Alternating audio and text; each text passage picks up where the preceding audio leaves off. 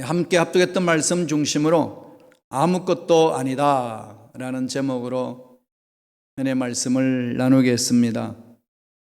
우리가 살고 있는 21세기의 특징 짓는 정신적 현상은 어떠한 단어로 이야기할 수 있을까요? 여러 가지 이야기할 수 있겠지요. 그 중에서 가장 두드러지는 한 단어가 있습니다. 두려움. 이 세계의 최첨단을 걷고 있는 문명 속에, 과학 문명 속에, 또 그 혜택으로 누리는 문화 속에 살고 있는 저와 여러분 마음 속에는 늘 두려움이 자리 잡고 있다는 겁니다. 상황에 따라 다를 수 있겠고 사람마다 다를 수 있겠지만은 보편적으로 마음 속에 자리 잡고 있는 것은 두려움입니다. 여러 학자들이 그것을 살펴봤어요. 어떤 두려움인가? 두 가지 두려움이래요. 특징적으로. 하나는 실패할까 두려워하는 것. 누구나 갖는 두려움이죠. 또 하나는 어떤 두려움이 있을까요? 리사 히네메스라는 사람이 쓴 두려움을 정복하라라는 책이 있는데 그 책에서 말하는 걸 보면은 사람은 실패에 대한 두려움만 있을 뿐만 아니라 성공에 대한 두려움도 있다고 합니다. 무슨 뚱딴지 같은 이야기일까요? 성공에 대한 두려움은 어떤 것일까요? 성공해서 높은 위치에 올라가 있고 많은 부를 누렸는데 이 부가 더 없어지면 어떡하나? 높은 자리에 올라갔는데 추락하면 어떡하나? 내가 높은 자리에 올라가가지고 좋은 일을 하려고 시도했는데 나를 모함해서 헐뜯고 비난하고 나를 배반해서 넘어지게 하면 어떡하나? 이 두려움이 늘 따라다닌다고 합니다. 그 결론은 뭔가요? 모두가 두려워한다는 거죠. 실패도 두려워하고 성공도 두려워한다는 겁니다. 인간은 두려워할 수밖에 없는 존재라는 거죠. 두려워할 수밖에 없는 존재라면 무엇을 두려워해야 될 것인가? 이건 우리가 깊이 생각해 볼 필요가 있지 않나요? 없어지는 것들, 내가 가지려고 했던 것이 있었는데 없어지는 것들 때문에 두려워한다면 날마다 두려워하면서 마음의 평안을 얻지 못할 겁니다. 왜냐하면 세상의 것들은 아무리 채워져도 만족이 없기 때문에 그런 것 아니겠습니까? 그러면 두려워하면서 살 수밖에 없는 존재라면 무엇을 두려워해야 될까요? 우리를 창조하시고 모든 것을 가지고 계시는 하나님을 두려워하는 겁니다. 어차피 두려워할 밖에 없다면 하나님을 두려워하고 산다면 하나님으로 인하여서 관계가 맺어지기 때문에 이 세상에 살면서 찾아오는 두려움은 날려버릴 수 있다는 이 얘기입니다. 오늘 본문에서 이사야 선지자가 하나님의 말씀을 받아서 선포해 주는 내용이 딱 한 단어입니다. 가시끝. 그게 뭐라고? 이거예요.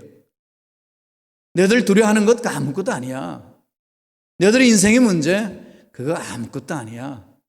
그것을 하나님이 이사야를 통해서 말씀합니다. 이사야는 66장이지 않습니까? 1장에서 39장 내용은 심판에 대해서 이야기를 합니다. 꼭 구약에 대한 율법 이야기하는 것하고 비슷하죠. 40장에서 66장, 27장은 회복에 대해서 이야기를 합니다. 너희들 실패하고 두려워하고 있지. 너희들 패망했지. 죄악 때문에 패망한 거야. 계속 그럼 심판할 수밖에 없다라고 계속 강조하는 게 39장까지입니다. 40장부터는 바뀌어요. 두려워하지 마라. 내가 너희들을 회복시켜 주리라. 그 말씀이에요. 오늘 본문에는 그 회복에 대해서 말씀하는 겁니다. 너희들을 두려워하게 하는 것 아무것도 아니야. 여러분 어떠신가요? 여러분 인생을 두렵게 하고 힘들게 하는 것들 많이 있으시죠? 건강의 문제, 나이 들어가는 문제, 그죠? 늙어가는 문제. 어찌할 수 없지만 그게 늘 나를 괴롭힐 때 있잖아요. 돈 모아놓은 거는 많이 없는데 어떻게 앞으로 오래 산다면 살 것인가라고 하는 두려움. 빨리 천국 갔으면 좋겠다는데 마음대로 갈 수 있나요? 하나님이 함부로 안 부르셔요. 다 때를 따라 부르시는 거지.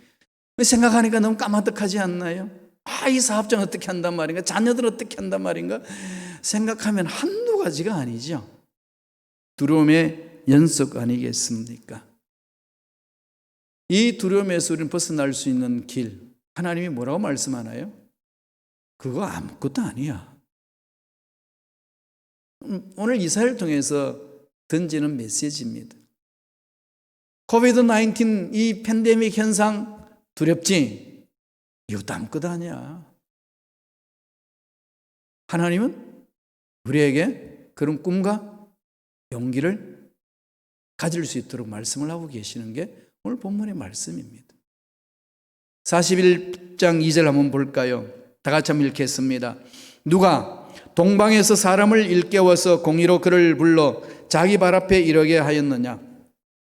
열국을 그의 앞에 넘겨주며 그가 왕들을 다스리게 하되 그들이 그의 칼에 티끌 같게 그의 활에 불리는 촉에 같게 하며. 이 말씀만 보니까 무슨 말인지 이해가 안 되죠. 한국말인데, 그죠? 이게 배경이 있어요. 39장까지는 뭐라 그랬죠? 심판에 대해서 이야기하고 40장부터는 끝장까지는 회복에 대해서 이야기한다는 거죠. 이스라엘 백성들이 왜 심판받죠? 죄악을 보면서. 하나님 경고를 무시하고 말씀을 무시하고 계속 죄악을 범하죠. 그래서 결국은 여러 가지 어려움을 겪습니다. 전쟁도 치고 전염병도 당하고 여러 가지 실패도 있고. 그래서 말 안 들으니까 하나님이 다른 이민족에다가 포로로 집어던질 것이다 까지 말씀합니다. 결국은 말 안 들어서 포로로 간다는 거지요. 포로로 갔는데 그걸로 끝났냐 이거죠. 하나님 그걸 끝이 아니라 다시 불러 세운다. 너희들을 잡아간 그 나라 누가 패망의 길로 이끌겠느냐? 한 나라를 세울 것이다. 동방에 한 나라를 세울 것이다. 그 예언이에요. 무슨 예언가 하면은 바벨론한테 이스라엘이 포로로 끌려간다고 예언하고 있어요. 그러면 바벨론한테 끌려갔던 이스라엘 백성들을 자유롭게 해줄 수 있는 왕이 나올 건데 그 왕이 누구냐? 바벨론을 쳐부술 수 있는 나라 동방에서 일어난다. 페르시아가 일어난다는 거죠. 바사국이.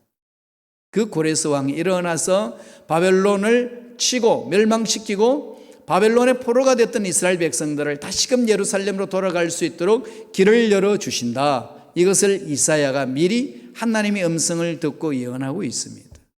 그래서 여기서 동방이다 이 말은 페르시아 왕, 여기서는 바사 왕이죠. 우리 한국어로는 바사로 되어 있습니다. 페르시아, 바사. 오늘날은 어떤 현대 국가에서는 이 나라가 이름이 있는데 어떤 이름이죠? 이란이에요. 그죠? 예, 이란의 전신이 바사죠. 페르시아입니다. 고레스 왕이 다스릴 때는 이스라엘 나라가 해방돼서 가죠. 예레미야는 어떻게 예언했습니까? 70년간 바벨론 포로로 있을 것이다. 그러면은 바벨론이 페르시아한테 멸망받을 때에 고레스 왕이 바벨론을 멸망시키고 너희들을 자유롭게 할 것이다. 그 말씀입니다. 이 고레스 왕은 여러분 눈여겨봐야 됩니다. 고레스 왕은 정말 훌륭한 왕이에요. 이방 왕이지만은 하나님을 믿는 왕은 아니지만 하나님께 쓰임받는 왕이에요. 그래서 고레스의 를 교육시켰던 그 교육 방법에 대해서 키루스 교육이라는 그 책이 있습니다. 크세노폰이 지은 책이거든요. 고전 인문학 책인데요. 11월 달에 제가 여러분에게 추천 도서를 올려놓을게요. 도서관에 제가 드릴 테니까 한번 읽어보세요. 정말로 교육에 대해서 여러분 어린 자녀를 교육하고 후손들을 교육하기 위해서 또 여러분 스스로 교육에 대해서 관심을 가지려면 그 책을 꼭 읽어보셔야 돼요. 정말로 중요한 내용들이 담겨 있습니다. 고레스 왕은 위대한 왕이었어요. 그 나라 페르시아에서 위대한 왕의 하나님께 쓰임받았습니다.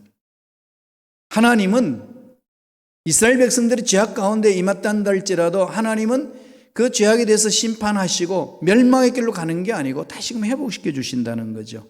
두려워하지 말라는 겁니다. 계속 오늘 본문의 말씀 10절에도 두려워하지 말라 내가 너와 함께함이라 13절에도 두려워하지 말라 내가 너를 도와주리라 14절에도 지렁이 같은 야곱아 너 이스라엘 사람들아 두려워 말라. 이렇게 하고 12절에 보면은 귀한 말을 했습니다. 너를 치는 자들은 아무것도 아닌 것 같고 허무한 것 같이 되리니. 무슨 말씀이죠? 너희들을 괴롭히는 그것 아무것도 아니야. 사업 문제 괴롭히는 문제 아무것도 아니야. 전능하신 하나님 손에 붙들리면 아니야. 이 말씀 중심 오늘 제목을 정했어요. 아무것도 아니야. 한번 외쳐보세요 여러분. 어떤 문제 나고 그러면 그거 아무것도 아니야. 호들갑 죽었다 그러지 마시고 아무것도 아니야. 가시그 병거가 아무것도 아니야. 하나님 취하시면 낫는 거야. 아무것도 아니라고 외칠 수 있는 용기, 이 신앙의 고백 어디서 오나요? 하나님 말씀을 받을 때 가능하지 않습니까? 오늘 이사야를 통해서 하나님 뭐라고 말씀하시나요? 세 가지로 말합니다. 첫째로 하나님의 사랑으로, 하나님의 사랑에 체험되면은, 하나님의 사랑을 체험하면은 아무것도 아니라는 거죠. 늘 제가 비유적으로 말씀하잖아요. 그죠? 남녀간에 뜨겁게 사랑하는 것, 그 왜 그럴까요? 하나님이 그 사랑을 그냥 너희들끼리 사랑하고 이 세상에서 그냥 살아보라, 그만 말씀하시는 걸까요? 사랑이 뭔지를 알게 하는 거죠. 사랑은 추상적이잖아요. 그죠? 근데 그 사랑이 구체적으로 체험될 수 있는 길은 뭘까요? 남녀 간에 뜨거운 사랑 속에 결혼 생활함으로, 부모와 자식 간의 뜨거운 사랑으로 섬겨주는 것, 형제와 형제 간의 그 뜨거운 사랑으로, 필리아 사랑으로, 그죠? 이런 사랑을 통해서 아가페 사랑이 뭔지를 우리는 이 세상에서 체험하는 거죠. 아, 사랑이 이런 거구나. 정말로 남녀가 죽고 못 살고 있으면 결혼하죠. 부모가, 주위 사람이 아무리 반대해도 어떻게 하죠? 결혼하죠. 하지 말라고 막으면은 도망가서 하죠. 그죠? 그런 거 안 해봐서 잘 몰라요. 그죠? 그게 사랑의 보편적인 힘입니다. 그걸 왜 그렇게 맛보게 하셨을까요? 하나님과의 관계, 사랑이 어떤지를 체험하도록 하신 거예요. 하나님과의 나의 관계, 그 뜨거운 사랑이 있으면 세상이 건드리지 못합니다. 이스라엘 백성과의 관계 세 가지 메시지를 줍니다. 41장 8절 보세요. 다 같이 한번 읽어볼까요? 한 목소리 읽습니다. 그러나 나의 종도 이스라엘아, 내가 택한 야곱아, 너의 벗 아브라함의 자손아. 나의 종 이스라엘아 그러잖아요. 이스라엘과 하나님 관계는 주인과 종의 관계죠. 밀접하다는 겁니다. 주인은 종을 책임집니다. 인격적인 주인은 그 종을 함부로 대하지 않습니다. 어떻게 할까요? 한 가족처럼 대하잖아요. 그 다음 또 뭐라고 그럽니까? 내가 택한 야곱아. 무슨 말씀이죠? 내가 선택했다. 내가 불렀다 이거죠. 우리가 잘나서 예수 믿나요? 잘나서 하나님 백성이 됐나요? 하나님 선하신 계획이죠. 하나님의 은혜 안에서 우리가 이 세상에 태어났습니다. 두 사람이 만나서 자녀를 생산하고 나오잖아요. 두 사람이 안 만났으면 어떤 자녀가 나왔을까요? 모르죠. 이 두 사람의 만남은 신비예요. 그래서 만남 속에 얼마나 큰 신비가 있는지 모릅니다. 하나님이 큰 신비를 맛볼 수 있도록 하나님 우리를 택하셨다는 거예요. 감격스럽지 않나요? 그럼 또 하나는 뭐라고 그럽니까? 나의 벗 아브라함아, 아브라함의 자손아 그러죠. 하나님이 언약해서 맺었다는 거죠. 나의 벗이다, 친구다. 친구는 친구를 위하여 목숨까지 내놓는다. 우주 만물을 창조하신 하나님이 그렇게 표현을 합니다. 이 사랑을 맛보라는 거죠. 우리가 신앙생활에 나갈 때요, 정말 중요합니다. 하나님의 사랑을 체험하지 못하면 신앙생활 못해요. 신앙생활 하는 거 아니라는 걸 꼭 빨리 깨우치시고 사랑에 집중하셔야 됩니다. 그래야 나도 살고 내 주위에 있는 사람도 살릴 수 있습니다. 그렇지 않으면 같이 망합니다. 오늘 교회 공동체가 힘을 잃는 이유는 그거예요. 하나님의 사랑을 몰라요. 하나님의 사랑에 푹 잠기면요, 공동체에 나타나는 힘은 이 세상이 감당 못합니다. 초대 공동체가 그랬어요. 우리는 그걸 자꾸 잃어버리고 있습니다. 이 부분을 회복해야 된다는 거지요. 41장 9절 보세요. 하나님이 어떻게 말씀하시는지. 내가 땅 끝에서부터 너를 붙들며 땅 모퉁이에서부터 너를 부르고 내게 이르기를 너는 나의 종이라. 내가 너를 택하고 싫어하여 버리지 아니하였다 하였노라. 39장까지는 뭐라고 그랬죠? 심판하는 걸 계속 강조하다가 40장부터는 확 바뀌어진다고 그랬죠? 회복에 대해서 말하는 것. 내가 너를 심판하는 건 버렸기 때문에 그런 거 아니다.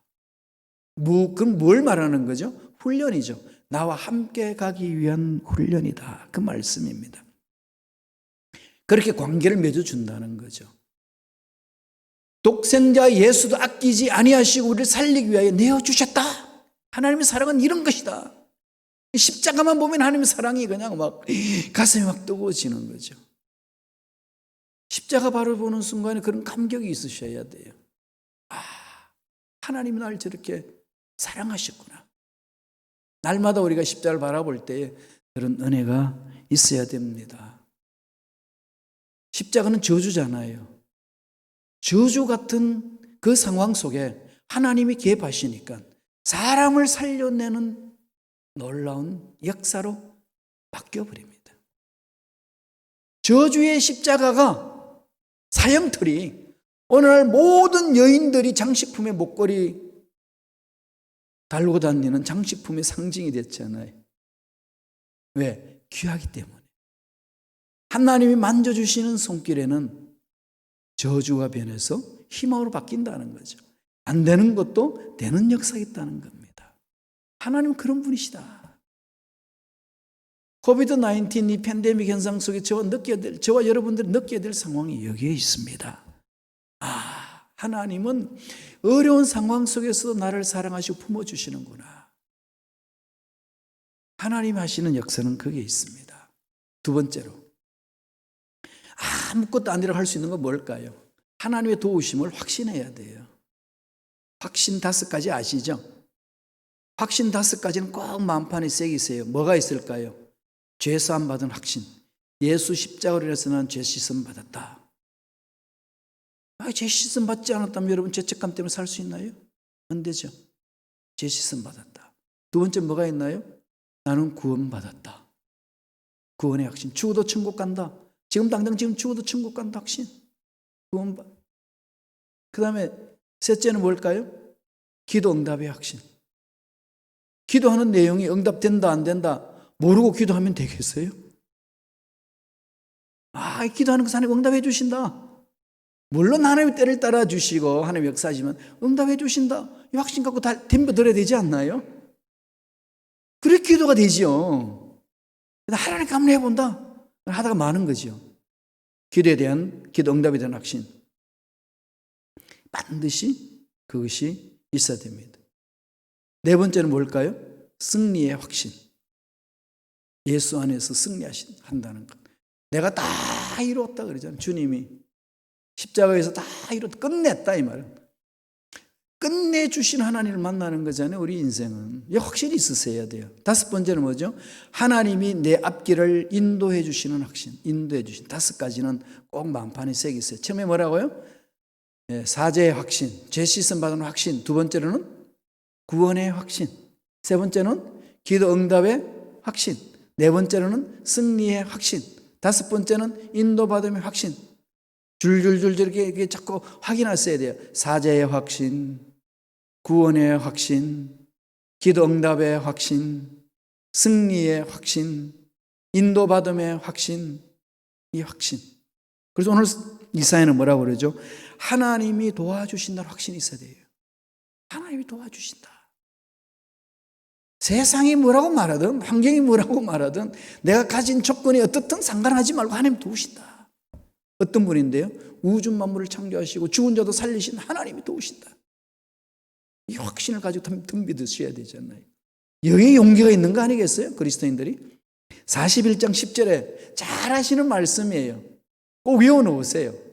천천히 읽겠습니다. 두려워하지 말라. 내가 너와 함께함이라. 놀라지 말라. 나는 내 하나님이 됨이라. 내가 너를 굳세게 하리라. 참으로 너를 도와주리라. 참으로 나의 의로운 오른손으로 너를 붙들리라. 오른손이라는 게 뭐죠? 파워풀한 거죠. 이 오른손을 잘못 해석해서 우익이다 이렇게 하시면 안 돼요. 우익편에 서면 선다. 그거 아닙니다. 그건 정치적으로 그냥 노선에 따라서 자유우익 나눴을 뿐이지요. 하나님이 오른손으로 선다 해가지고 우익편에 손을 댄다. 이 말 아닙니다. 그렇게 막 해석하시면 안 돼요. 능력의 손으로 붙드신다는 거예요. 능력의 손으로 붙들어 주신다. 우리가 두려워하지 않아도 되는 근거는 하나님께서 함께 하시기 때문에 그렇습니다. 하나님 도와주신다는 거예요. 여러분, 걱정하지 마, 내가 도와주겠다 이 말에는요, 내 인생 아무 문제도 없이 그냥 만사행통하겠다 이렇게 판단하면 안 됩니다. 만사행통하는데요, 만사행통하는 길은 아무 문제도 없을까요? 이러면 안 돼요. 목사님, 내가 새벽 예배도 드리고 주중 예배도 드리고 헌신도 많은데 나한테 왜 이런 문제가 생깁니까? 이렇게 하소연하시는 분이 계세요. 저도 그랬어요. 집사님, 저도 그 문제 때문에 괴로워하고 있어요. 다윗은 어땠을까요? 다윗도 말씀대로 사는 데에 얼마나 힘들고 어려운 일이 있었으면 10편 23편에서 뭐라고 그랬습니까? 사망의 음침한 골짜기를 지나간다. 그죠? 사망의 음침한 골짜기가 우리 인생에 없는 게 아니에요. 하나님의 자녀들도 다 지나갑니다. 지나가는데 다르죠? 어떻게 지나갈까요? 두려워하지 않습니다. 왜 두려워하지 않죠? 주님이 함께 하시니까. 주님이 함께 하시는데 뭐가 두렵겠어요? 밤길에 혼자 가면은 두렵잖아요. 그죠? 애 하나 손잡고 가도 힘이 있죠. 그런데 그 애는 어떨까요? 어떠한 곳에 가도 엄마 아빠 손을 딱 붙들고 가면 두려워하지 않습니다. 전능하신 하나님이 나와 함께 하시는데 뭐가 두렵습니까? 그걸 내려놓으셔야 돼요. 자꾸 이 훈련을 해야 됩니다.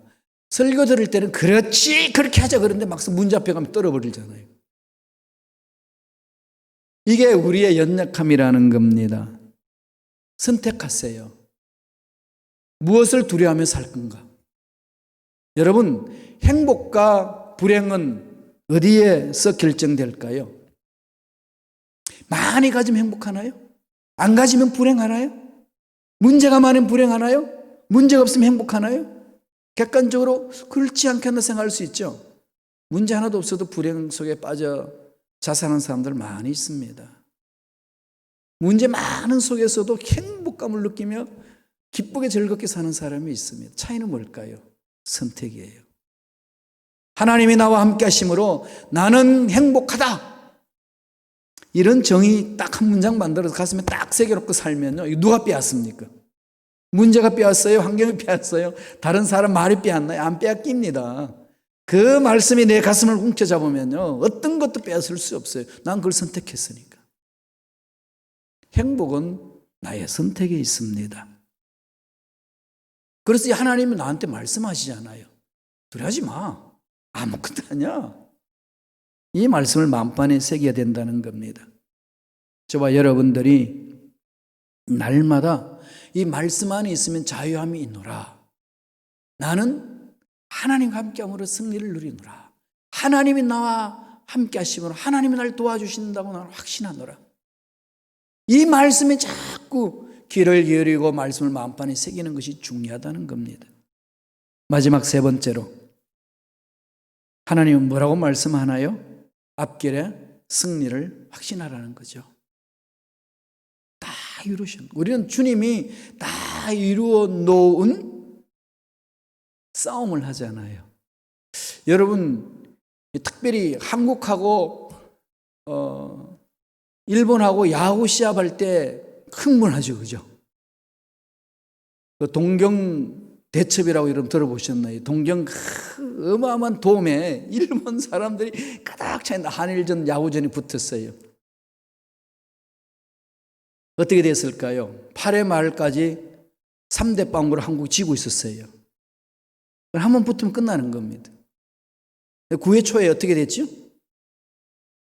9회 초 한 동안에 그냥 한 번에 그냥 딱 엎어가지고 4대 3으로 만들어놨어요. 그리고 나서 일본 애들이 뒤엎지를 못했습니다. 짜릿한 역전극을 만들었잖아요. 그때 그냥 일본 완전히 초죽음이 됐습니다. 한국 사람 난리가 났고요. 그것을 여러분 녹화를 통해서 볼 때는 기분이 어떠신가요? 8회 말까지 갈 때는 그냥 노심초사하죠. 안 봤으면은, 그죠? 그러나 그걸 다 보고 녹화라는 걸 알면은 8회 말까지 우리가 3대 빵으로 지고 있다는 사실을 봐도 마음에는 뭐가 있을까요? 즐기죠, 그걸. 3대 빵으로 지고 있는 자체가 막 즐거운 거지. 뭐가 기다리고 있으니까. 나중에 4점을 통해 가지고 얘네들을 뒤집어 버린다는 사실을 알고 있으니까. 그 뭐 두렵나요? 신앙생활이 그거라는 거죠. 예수님이 다 이루셨다고 그러셨어요. 이미 승리자예요. 이미 승리한 겁니다. 승리하신 게임을 우리가 치르고 있습니다. 뭐 우리는 넘어지고 실패하고 좌절할 수 있어요. 그러나 마침내 뭐가 있을까요? 승리를 이룹니다. 하나님이 주시는 그것 아니겠어요? 말씀 보실래요? 이사야 41장 11절 12절입니다. 다 같이 읽겠습니다. 보라, 내게 노하던 자들이 수치와 욕을 당할 것이요 너와 다투는 자들이 아무것도 아닌 것 같이 될 것이며 멸망할 것이라. 너를 찾아도 너와 싸우던 자들을 만나지 못할 것이요 너를 치던 자들은 아무것도 아닌 것 같고 허무한 것 같이 되리라. 되리니 두 가지, 그죠? 아무것도 아닌 것 같이 될 것입니다. 아무것도 아니야. 좀 이걸 이렇게 말씀을 생각하시면 좀 외치세요. 문제 있고 힘들고 막 가라앉을 때 이거 아무것도 아니야. 몸이 아파가지고 중병을 죽을 병 아닌가? 그럴 때는 아무것도 아니야. 세상 의술을 고칠 수 없다는데 아무것도 아니야. 하나님 만지시면 되는 거야. 이 선포, 이 믿음으로 나아가는 게 중요하다는 겁니다. 힘들고 어려운 상황을 우리가 지내고 있습니다. 이럴 때 저와 여러분들이 가슴뼈 새겨야 될 말씀이에요. 말씀은 살아있습니다. 말씀에 에너지가 있습니다. 이 말씀에 집중할 때 우리는 세상 문제 앞에서 당당하게 외칠 수 있습니다. 아무것도 아니야. 애들이 막 울고 불고 할 때 정말 어찌할 줄 몰라가지고 어떻게 하냐고 막 한탄할 때 같이 막 호들갑을 떨면서 난리 났다고 그런 것이 아니고 아무것도 아니야. 이 한마디면은 그 마음의 평안을 주는 거 아니겠습니까? 하나님이 지금 우리에게 그 말씀을 하고 계십니다. 13절 한번 보실까요? 41장 13절 이렇게 말합니다. 이는 나 야훼 너희 하나님이 내 오른손을 붙들고 내게 이르기를 두려워하지 말라. 내가 너를 도우리라 할 것임이니라. 하나님이 싸워주시고 도와주신다고 약속하셨습니다. 약속의 말씀 붙들으시고 힘들고 어려운 이 시간을 희망을 갖고 용기를 갖고 일어서서 달려가는 저와 여러분 되시기를 간절히 축원합니다. 기도하겠습니다. 하나님 아버지 감사합니다. 오늘 이사야를 통해서 주셨던 격려와 위로와 희망의 말씀 우리 마음속에 살아남아 잔잔한 파도가 되듯이 우리 영혼에게 용기와 소망을 주셔서 일어서서 달려갈 수 있도록 역사하여 주시옵소서. 반드시 하나님으로 인하여서 승리를 누리며 소망이 넘쳐나는 삶이 될 줄로 믿습니다. 역사하여 주옵소서. 감사하고 예수님의 이름으로 기도드리옵나이다. 아멘. 우리 말씀